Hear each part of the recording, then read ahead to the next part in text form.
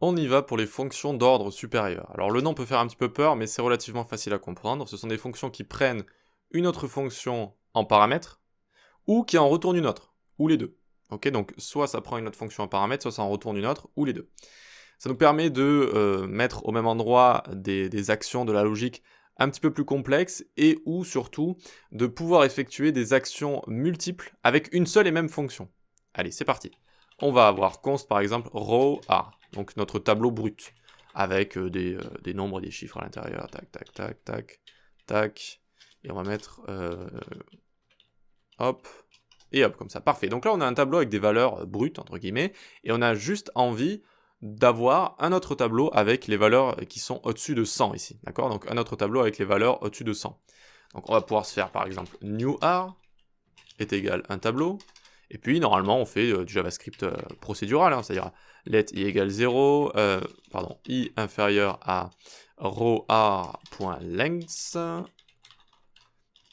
i++, hop hop, parfait, et donc là on peut dire if quoi? If row a de i est supérieur à 100 par exemple, tac, alors je vais faire newAr.push row a de i, comme ça.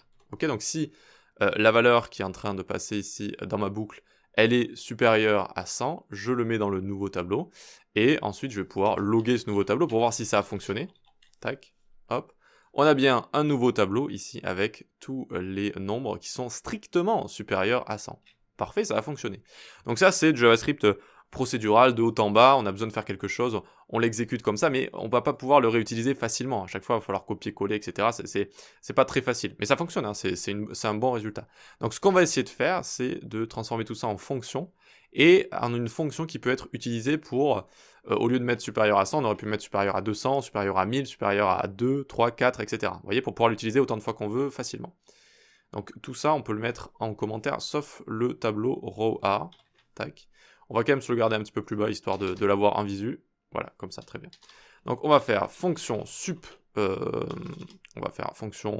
sup_ar par exemple. J'ai pas trop d'imagination ici. Donc ça va prendre un tableau et une fonction. Const newAr égale toujours tableau vide. Ensuite je peux me copier ça là, cette boucle for, hein, je vais pas m'embêter. Je la recopie, hop hop. Alors je vais essayer de dézoomer un coup. Désolé, mais là, sinon ça va pas passer. Donc hop, hop, hop, parfait. Donc désormais, ce ne sera plus rowAr ici, mais le tableau que je prends en paramètre. Donc ici aussi, et ici aussi. Et désormais, j'avais dit que ma condition, eh bien, ma condition, ce sera à partir d'une fonction. Une fonction dans laquelle je passerai à chaque fois ar de i. Voilà. Là, on commence à avoir quelque chose d'un petit peu plus modulable, c'est-à-dire que je vais pouvoir utiliser cette fonction que je passerai en paramètre ici, pour vérifier toutes sortes de choses. Est-ce que j'ai un élément qui est supérieur à 100, 50, inférieur ou égal? Vous voyez que je peux faire directement beaucoup de choses. Est-ce que c'est true, est-ce que c'est false, etc. Donc très bien, et à la fin de tout ça, j'ai quand même envie de me return mon newAr, comme ça. D'accord, mon newAr, parfait. Donc maintenant, par exemple, je peux faire const ar sub 100, est égal, et donc j'appelle ma fonction, sup_ar, j'appelle sup_ar, avec row_ar, mon tableau brut, et là j'envoie une fonction fléchée, hop, c'est pour ça entre autres qu'elles ont été créées, hein, pour être des fonctions callback faciles à utiliser, et à chaque fois donc il va y avoir les items du tableau, donc j'appelle ça item juste ici, d'accord, donc item juste ici, et je dis if item strictement supérieur à 100, alors je return item, sinon ça return undefined. Et donc ici, ensuite, je vais pouvoir me loguer ar sub 100. Voyons voir. Hop, on a bien là, exactement la même chose qu'au début. On a réussi ici. On a réussi. Et donc, comme je vous ai dit, maintenant, je peux faire sub 200, sub 400, etc. Et je peux même réutiliser cette fonction, en fait, à chaque fois. Comme ça, hop. Et je peux dire ici, sup juste 10, par exemple. Sup 10, comme ça. Et j'ai plus qu'à mettre 10 juste ici. Et ensuite, je vais le loguer.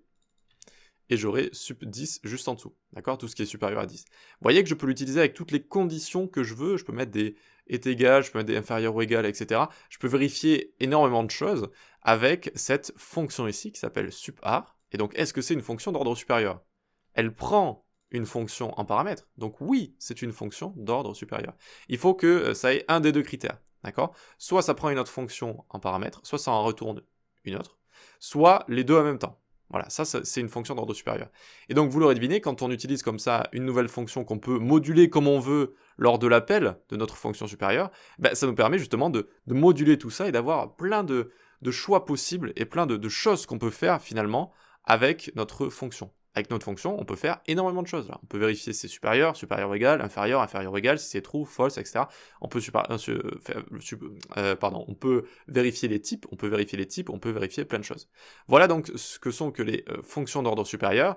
Et encore une fois, ça fait partie de la programmation fonctionnelle avec les fonctions pures pour les atouts que ça rajoute, que je viens de vous dire en fait, tout simplement.